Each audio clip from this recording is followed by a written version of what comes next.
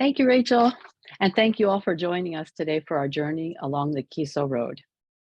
This is the layout of my talk. First, I'll introduce myself. Next, I'll go through a brief history of the Kiso Road. Then we'll go over the day-to-day experience of the tour. And at the end, as Rachel said, we'll have plenty of time to answer questions. So I'm Diane. I'm from Northern Virginia, and Japan has been my home since 1987. For the last 27 years, I've lived in Kagoshima, in southern Kyushu, where I raised my children. With only one son still in university, I've been able to devote my time to the many things I enjoy: leading tours, studying, and writing.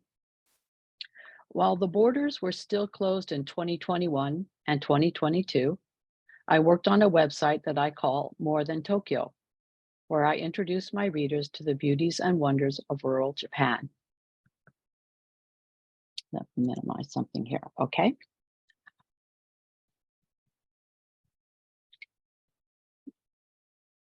To some of the little-known stories I've come across in my studies, and to some fundamentals of Japanese culture. Here's Kagoshima City, where I live, and this is our volcano. But these are all stories for another day. We are here to talk about the Kiso Road, as introduced on the Walk Japan website.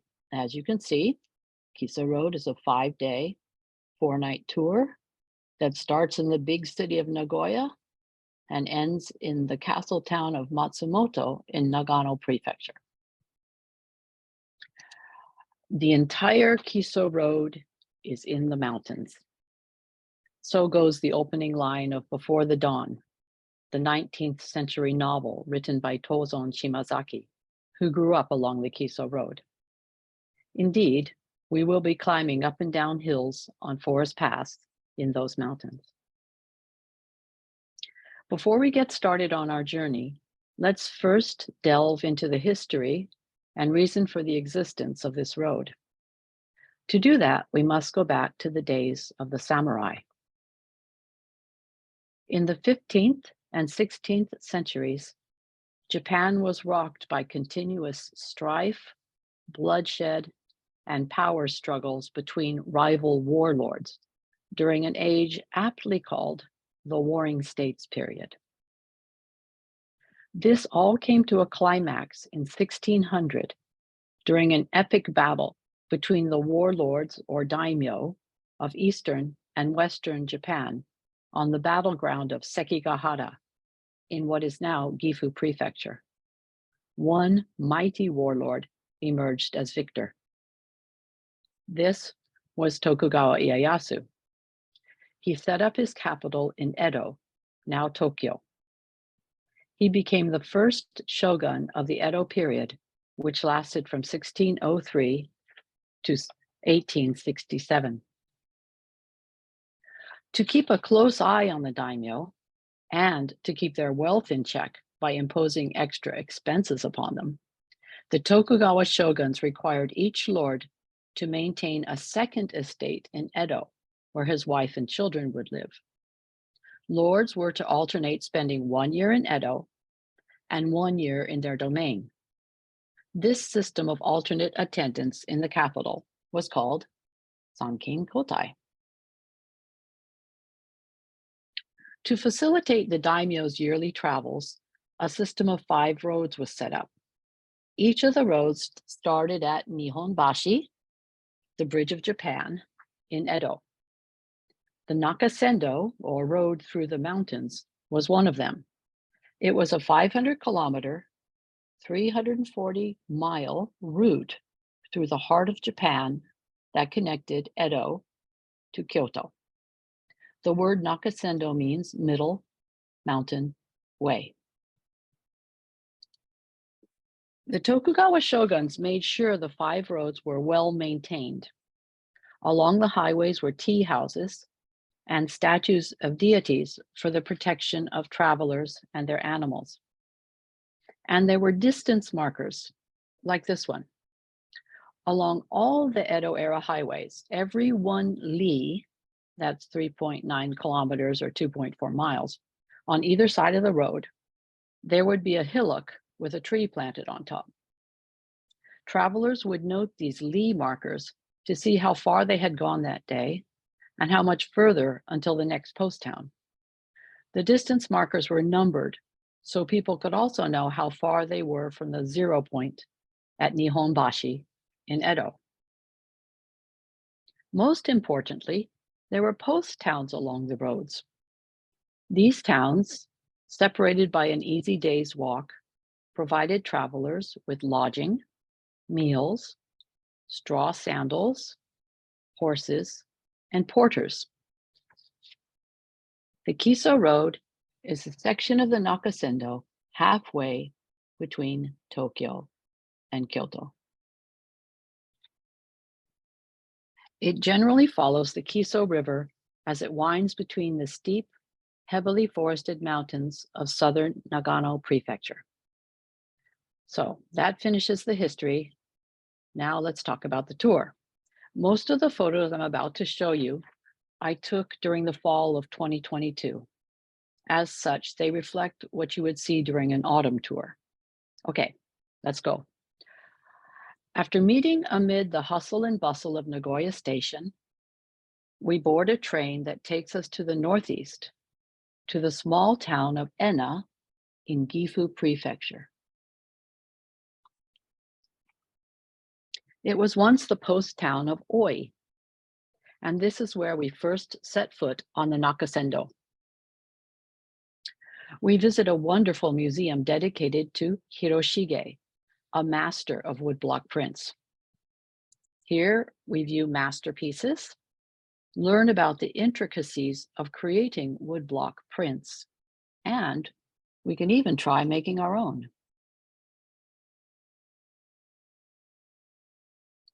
We then walk for a few blocks along the old Nakasendo Way to our inn, where we take off our shoes and step up and wait. Take off our shoes? In case you're unfamiliar with this fundamental of Japanese etiquette, please allow me to explain.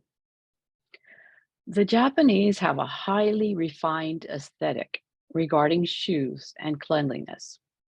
At entrances to temples, shrines, traditional inns, and many restaurants, everyone removes their shoes. There's generally a step up in the entrance area called genkan, where this should be done. The concept is simple, really. The lower level is dirty outside, and the upper level is clean inside.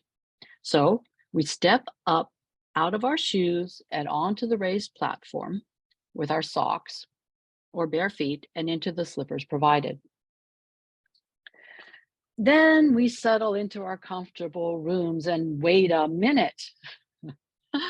More shoe etiquette for tatami mat flooring. Tatami mats are made of woven reeds and are delicate. One does not walk upon them with shoes, nor should one pull a suitcase along them. When entering a tatami room, we slip out of our slippers and step onto the tatami with socks or bare feet, and leave our slippers in the hall or room entranceway. Okay, so we've conquered the shoe challenge. Now it's time to wash up and relax in a hot bath and meet the 14th, 15th, and 16th generation innkeepers of our lovely inn. And enjoy our first dinner together, a beautiful multi-course kaiseki meal. This is the first course of our meal, which features local foods of autumn. It's easy to see the care and meticulous attention to detail that was put into preparing this feast for us. When we arrived at the inn, the innkeepers had kindly provided tea bags and drip coffee packs with a little sweet in each of our rooms. I like to have my coffee in the morning before breakfast. And breakfast is another feast of seasonal dishes. This is a magnolia leaf, long used in the area for its antibacterial properties. The leaf is laid across a small brazier upon which is placed miso paste mixed with a little chicken and green onions.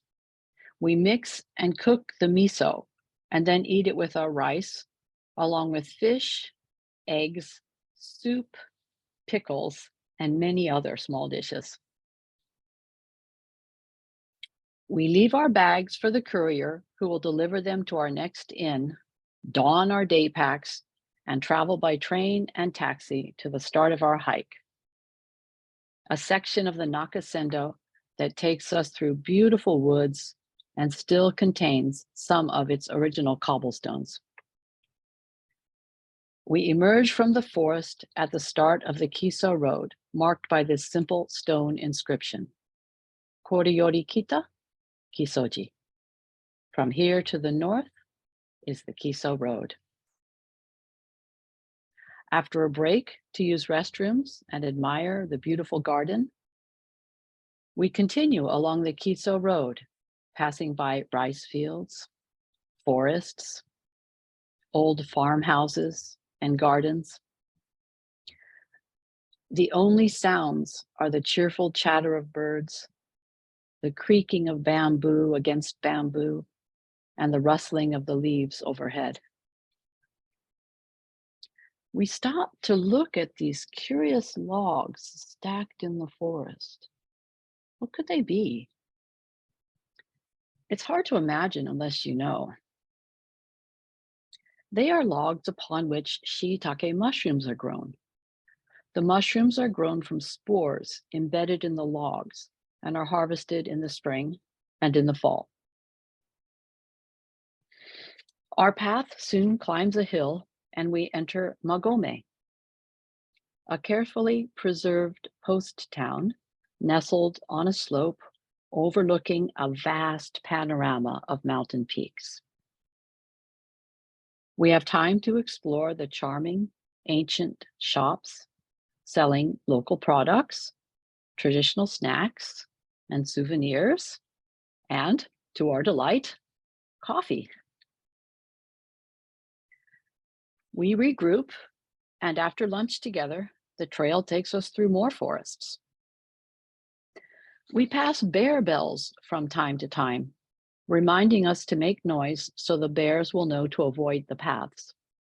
They must work, as I've never seen a bear. We notice that locals are drying various vegetables like these daikon radishes and togarashi peppers, fruit like these persimmons, and buckwheat to be ground into flour from which delicious soba noodles will be made. We enter Nagano Prefecture and reach the 790-meter, 2,592-foot Magome Pass, and soon come upon this charming tea house where we stop to enjoy a refreshing cup of green tea served by friendly elderly volunteers. Next, our descent brings us by two waterfalls, Odake and Meidake, the male and female waterfalls, under one of which the legendary Ronin swordsman Miyamoto Musashi cooled his ardor for his love and rededicated himself solely to the way of the sword. Just as our hearts are nearing their fill with wonder, we reach our destination, a 300-year-old inn in the tiny hamlet of Otsumago. Here we meet its 9th-generation innkeeper, Yoko, who welcomes us into her homey inn. We relax. I'm amazed at the old family treasures on display here.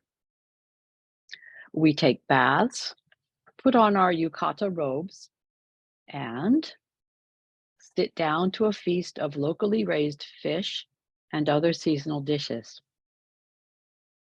After which, we settle down for the night, comfortable within our soft futons at this very traditional of inns. In the morning, another feast awaits us. Rice, vegetable-filled miso soup, and green tea, standard fare of Japanese breakfasts. There are vegetables, pickles, dried nori seaweed, and fish. And this is an onsen tamago. It's an egg traditionally cooked by soaking it in a natural hot spring. They can be made at home by submerging an egg in water, which is about 70 degrees Celsius, 158 degrees Fahrenheit, for about 20 minutes. These deliciously soft eggs are then peeled and added to a sauce of dashi, mirin, and soy sauce. After breakfast, we start our trek, following the river downstream on our way to the post town of Tsumago. This is one of many towns that was bypassed by highways and train lines and subsequently fell into poverty in the mid-20th century. Luckily, in 1968, the residents realized that they possessed a treasure. They agreed to renovate buildings using only traditional materials. They removed electric wires and vending machines from the streets. The community leaders agreed that none of the buildings in the town would be sold out, rented out, or destroyed. Not sold, not rented, not destroyed. Thanks to the efforts of those residents, in 1971, Tsumago was the first town in the country to be recognized as an important preservation district for historic buildings. Today, there are 126 such areas. While in Tsumago, we stop in to visit an Edo-era inn that hosted some very famous people back in its heyday. Here, we learn the secrets of the inn, about its hidden passageway, and the upstairs room where daimyo held their councils, walls padded with thick layers of tatami matting so no eavesdropping ears could hear. And we learn about this curious 19th century collapsible table and why it was built. We discover the samurai era roots of the Japanese family hierarchy as we sit around this irori, or hearth, in the innkeeper's section of the house. This is where the innkeeper's family sat, talked, ate, and entertained their own guests.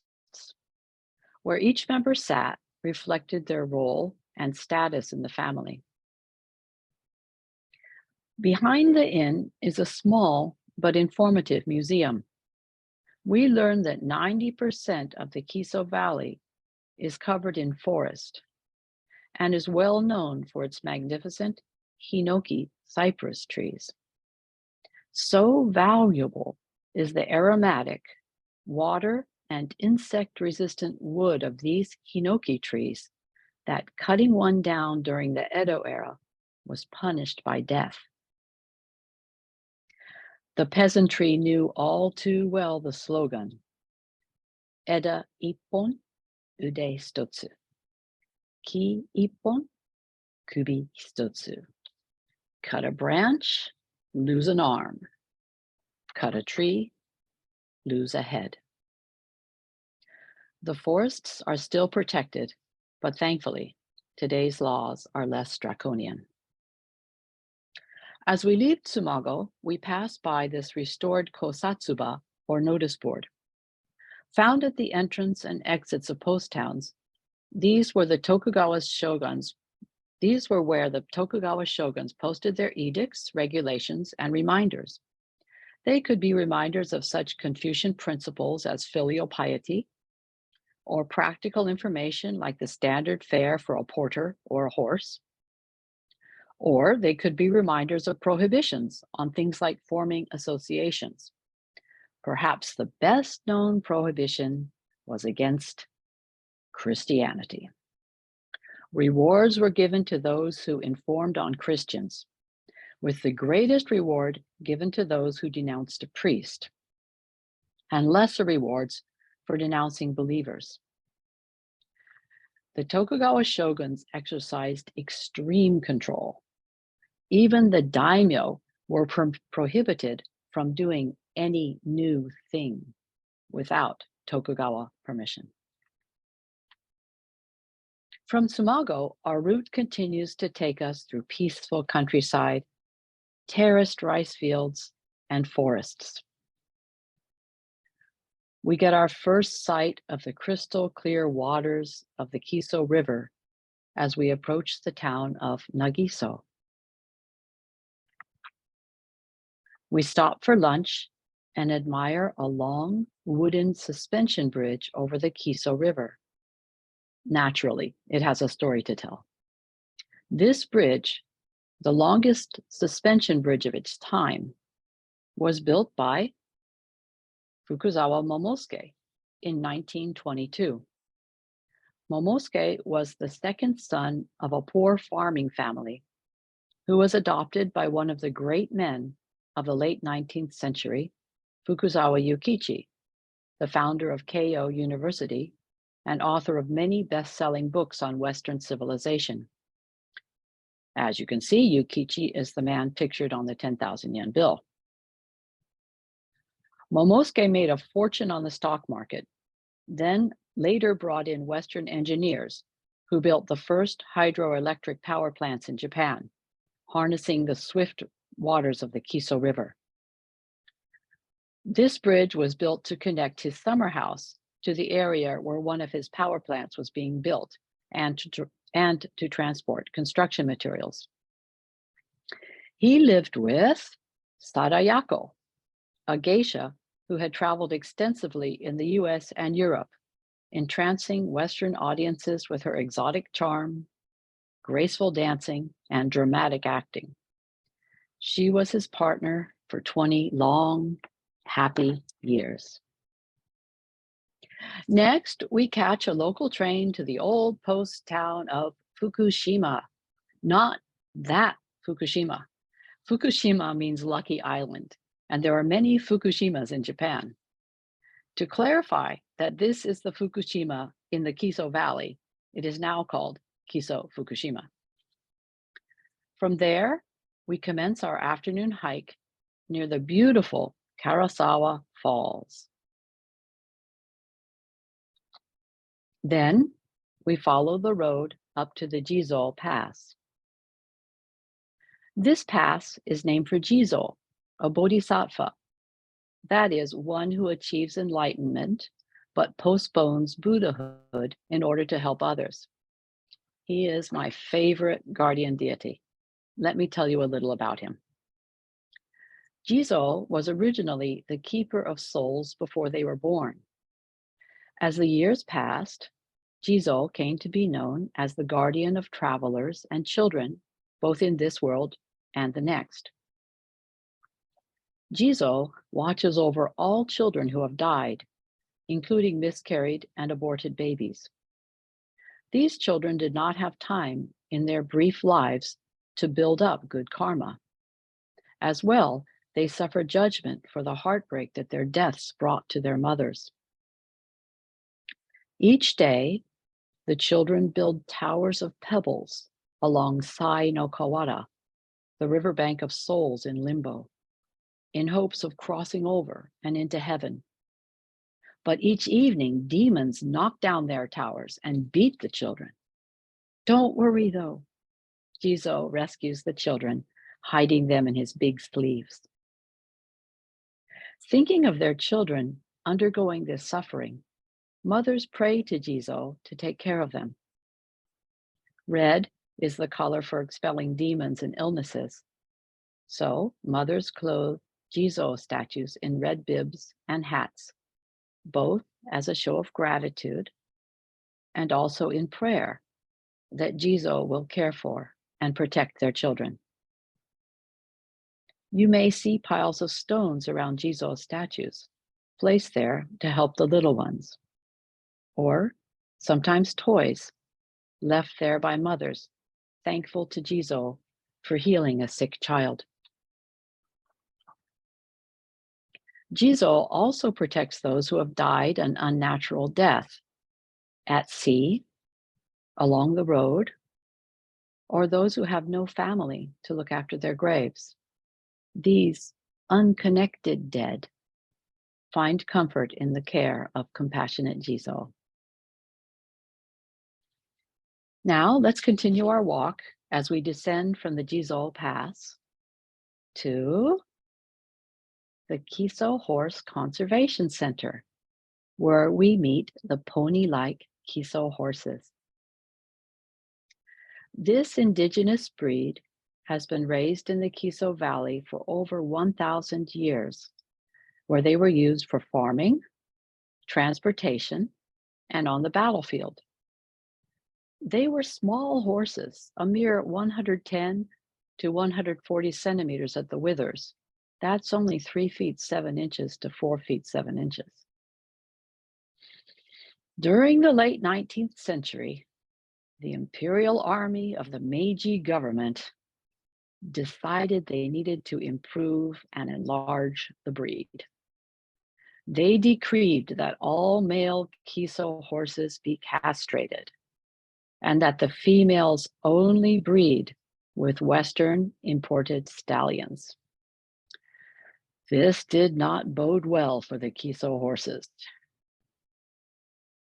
After World War II, there was only one intact male Kiso horse in existence.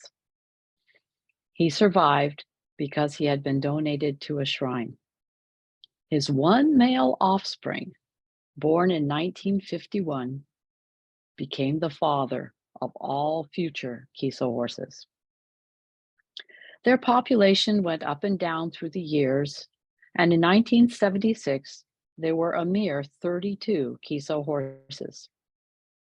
Thanks to the careful work of conservationists, today there are 136 of this gentle breed.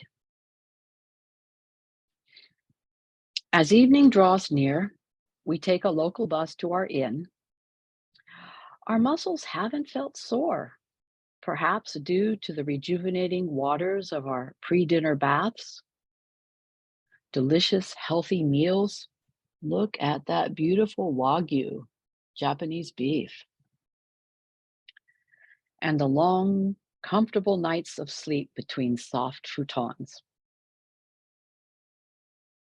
Refreshed in the morning, we pass through the post town of Yabuhara, once renowned for its wooden handicrafts. There are still a couple of old shops left selling handmade combs and other treasures of bygone days. From there, we hike up through beautiful forests till we reach a small shrine and a large torii gate, which give the pass its name, Torii Pass. For travelers coming from Edo, this was their first view of the sacred Mount Ontake, which on a clear day we can just make out in the distance. No matter what time of year, the beauty of this walk is never lost. I've hiked in the spring, summer, and fall, in the rain and in sunshine, and each time I'm overwhelmed by the natural beauty and the loveliness of the statuary surrounding the ancient shrine. The last descent of our tour takes us to the post town of Narai. This is another important preservation district for historic buildings, and it's famous for its fresh spring water. Here we enjoy a lunch of homemade soba noodles, the local specialty. Afterward, we have time to explore this old town and enjoy its quiet beauty and charming shops, and discover its hidden treasures, like this beautiful wooden bridge, this fabulous dragon on the ceiling of Chosenji Temple. It always pays to look up when in temples and shrines. Or this Edo-era palanquin, left when its owner, a retainer for the Lord of Satsuma, died while in Narai. Or the 200 Jizo statues, placed in honor of those who died without families along the Nakasendo. There's also the Maria Jizo, so named as it was used by hidden Christians during the Edo era as an object of worship. It had been defaced and tossed into the underbrush, most likely when its identity was realized, and only recovered in recent years. Instead of a usual Jizo statue, Christians used this as an image of Mother Mary holding the infant Jesus. You can make out a stylized cross here being held by the baby. Or perhaps you'd like to see this Shishi guardian lion and its fellow, the elephant-like Baku, under the eaves of the Tenmangu shrine. Allow me a diversion to explain these strange creatures, the Baku. At first glance, they seem to be elephants. But there were no elephants in Japan until recent history, so where did that idea come from? A little closer inspection reveals a different type of feet. They are paws with claws. A tiger's feet? Or are they from a Chinese shishi lion? The eyes aren't quite right either. And sometimes the ears aren't an elephant's at all. Both eyes and ears seem more like those of a rhinoceros. What's going on? Legend tells us that when the gods finished creating the animals, they took all the leftover bits, threw them together, and created this animal, the Baku. These creatures find their origin in ancient China, where it was believed that using a blanket or a pillow made from the hide of a Baku kept one safe from illness and misfortune. Like many Chinese traditions, the Baku eventually reached Japan, where they came to be known as devourers of nightmares. People began sleeping with a picture of Baku or its name written on paper placed under their pillows. So powerful is the Baku that just its image or its name was enough to keep evil dreams at bay. As the years passed, pillows were made in the shape of a Baku and sold as a talisman to protect against nightmares. Even mighty warlords like Toyotomi Hideyoshi used one. Without such a pillow, if a person wakes up from a nightmare and says, "I give this dream to Baku," they will never experience that same dream again. Our curiosity satisfied, we meet at the station where we board a local train that takes us to the beautiful castle town of Matsumoto. We check into our Western style hotel, enjoy a refreshing bath in our own room or in the public bathing facilities at the hotel, and prepare for our last dinner together, which we eat at a local restaurant. The next morning, after a delicious buffet breakfast of both Western and Japanese dishes, we walk a few minutes to Matsumoto Castle, which boasts the oldest castle tower in the country, built in the late 16th century. Unlike Western castles, Japanese castles were generally not residential, but used as fortresses in times of war and as armories in peacetime. The daimyo and his retainers lived in comfortable residences on the grounds surrounding the castle, their former locations shown by these lines on the grassy lawns. In the late 19th century, when castles were being torn down around the country to make way for westernization, the residences were destroyed and the land surrounding Matsumoto Castle was sold. Worried about the fate of the city's beautiful castle, a prominent local started a campaign to save it. And thanks to him, the castle was acquired by the city government and saved. Today, it is a national treasure. After ample time to take photos and explore the interior of the castle, our tour comes to an end, and it is time to say goodbye. Thank you so much for your attention.